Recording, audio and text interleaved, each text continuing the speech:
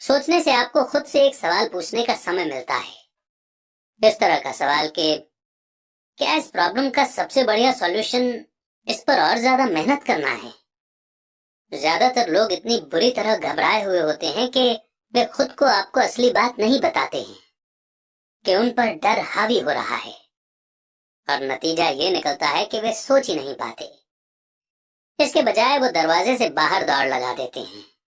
तार पे भी हावी हो जाता है। अपने विचार चुनने से मेरा यही मतलब था।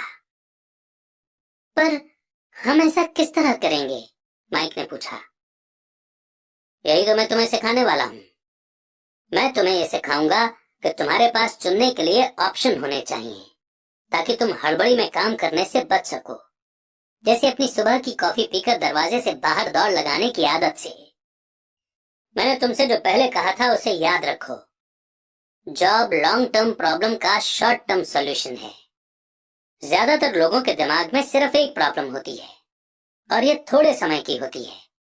ये प्रॉब्लम होती है महीने के आखिर में चुकाए जाने वाले बिल, यानी टार बेबी। अब पैसा उनकी जिंदगी चलाता है, या मैं ये कहूं कि पैसे को लेकर उनका डर और अज्ञान उनकी जिंदगी को चलाते हैं। तो वे वही करते हैं जो उनके माँ बाप ने किया था। सुबह उठो और पैसे के लिए काम करो। वे इतना समय भी नहीं निकाल पाते कि ये सोच सकें कि क्या कोई दूसरा तरीका है। इस वक्त वे दिल से सोचते हैं, दिमाग से नहीं। दिल से सोचने और दिमाग से सोचने में क्या फर्क होता है? माइक ने पूछा। अमीर डैडी ने जवाब दिया। मैं इस तरह की बातें अक्सर सुनता हूँ। हर आदमी को काम करना पड़ता है। अमीर लोग अत्याचार करने वाले होते हैं। मैं दूसरी जॉब ढूंढ लूंगा, मेरी सैलरी बढ़नी चाहिए। आप इस तरह से मेरा शोषण नहीं कर सकते। या फिर मैं इस जॉब को इसलिए पसंद करता हूँ क्योंकि ये सेफ है।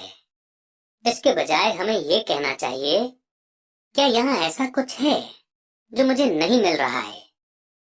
इस तरह भावना पर बेस्ड हमारे थॉट्स की जंजीर टूट जाएगी और हमें ज्यादा अच्छे तरीके से सोचने का मौका मिल जाएगा। मुझे मानना ही पड़ेगा कि मेरे लिए ये सबक एक महान सबक साबित हुआ। ये जानना कि कब कोई आदमी दिल से बोल रहा है और कब दिमाग से, किसके शब्दों में भावनाएं छुपी हुई हैं और किसके शब्दों में थॉट, ये एक ऐसा सबक था जो जिंदगी भर मेरे काम आया। खासतौर पर तब जब मैं अपने दिल से यानी अपनी भावनाओं से बोल रहा था, न कि अपने विचारों या दिमाग से।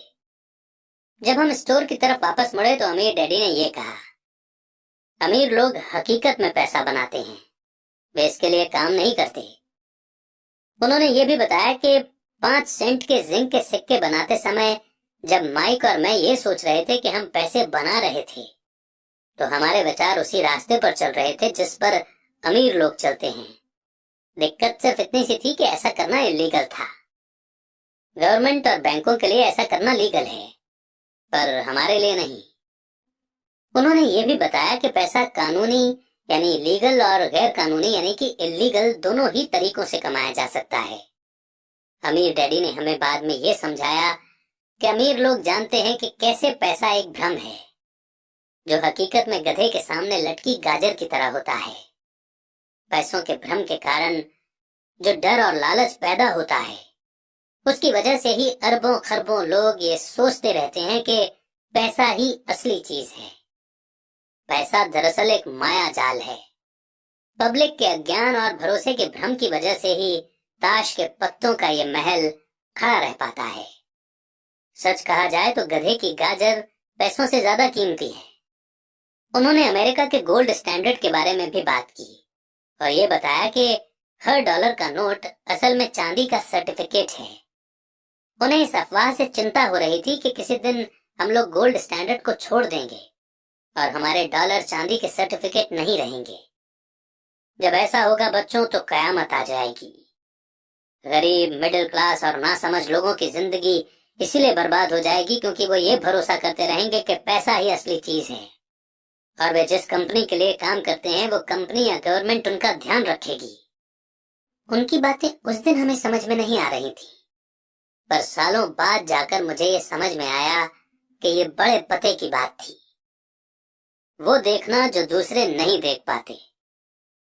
जब वे अपने पिकअप ट्रक में चढ़े तो उन्होंने कहा, काम करते रहो बच्चों, पर जितनी जल्दी तुम सैलरी की जरूरत को भूल जाओगे, तुम्हारी आगे की जिंदगी उतनी ही आसान हो जाएगी। अपने दिमाग का इस्तेमाल करो, मुफ्त में काम करो और जल्दी ही तुम्हारा दिमाग तुम्हें पैसे कमाने के दूसरे तरीके बता देगा। उन तरीकों से तुम इस जॉब से ज्यादा कमा लोगे। तुम ऐसी चीजें देख पाओगे जो दूसरे लोग कभी नहीं देख पाते। मौका उनकी नाक के नीचे होता है, फिर भी ज्यादातर लोग इन मौकों को कभी नहीं देख पाते। इसका कारण यह है कि वे पैसा और सिक्योरिटी ढूंढते रहते हैं, इसलिए उन्हें यही मिलता है। जिस वक्त तुम एक मौका भांपने में कामयाब हो जाओगे, उसके बाद तुम जिंदगी भर का मौका भांप सकते हो।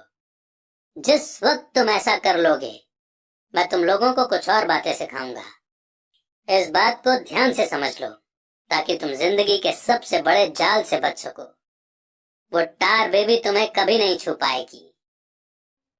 माइक और मैंने स्टोर से अपनी चीजें उठाई और मिसेस मार्टिन से गुड बाय कहा। हम वापस पार्क गए, उसी पिकनिक बेंच पर बैठे और वहां घंटों तक सोचते रहे और बातें करते रहे। हमने अगला हफ्ता स्कूल में इसी बारे में सोचते और बातें करते हुए बिताया। 2 हफ्तों तक हम लोग सोचते रहे, बातें करते रहे और मुफ्त में काम करते रहे। दूसरे शनिवार के आखिर में मैं मिसेस मार्टिन से एक बार फिर से गुड बाय कर रहा था और कॉमिक बुक स्टैंड को लालच भरी नजर से देख रहा था। हर शनिवार 30 सेंट न मिलने में सबसे दुख की बात यह थी कि मेरे पास कॉमिक्स खरीदने के लिए बिल्कुल भी पैसे नहीं होते थे। अचानक जब मिसेस मार्टिन मुझे और माइक को गुड बाय कर रही थीं, मैंने उन्हें एक ऐसा काम करते हुए देखा जो इसके पहले कभी नहीं देखा था। मेरा मतलब है कि मैंने इसके पहले उन्हें ऐसा करते देखा तो था, पर उस पर कभी ध्यान नहीं दिया था। मिसेस मार्टिन ने कॉमिक्स के पहले पेज को आधा काटा और उसे संभालकर अपने पास रख लिया। बाकी की बुक को उन्होंने एक बड़े से ब्राउन कार्डबोर्ड के डिब्बे में डाल दिया।